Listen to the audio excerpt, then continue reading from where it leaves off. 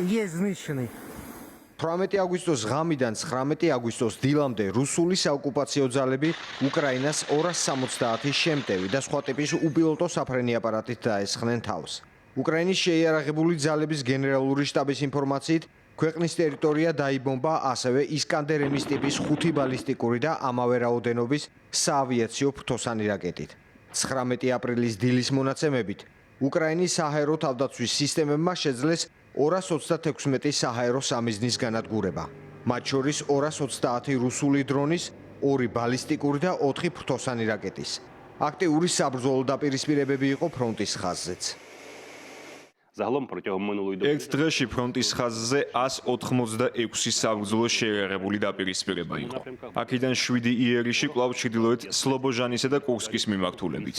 ჯამში რუსებმა ფრონტის მხოლოდ ამ მიმართულებაზე 15 საავიაციო იერიში მიიტანეს.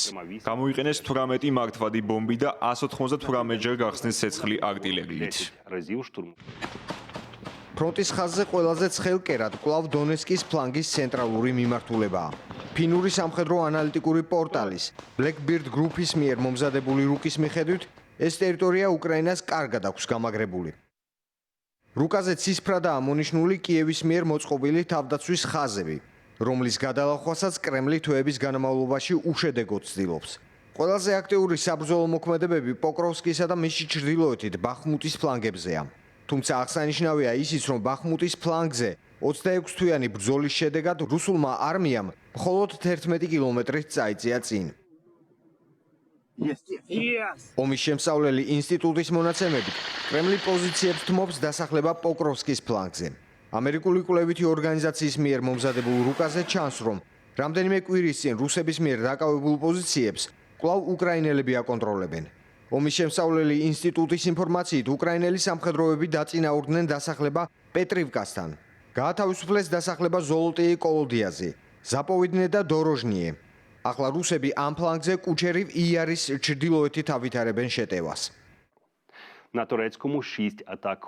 ტორეცკის მიმართულებით 6 შეტევა მოვიგერიეთ. რაც შეეხება პოკროვსკის ფლანგს, აქ ჩვენმა მცველებმა 67 რუსული იერიში შეაჩერეს.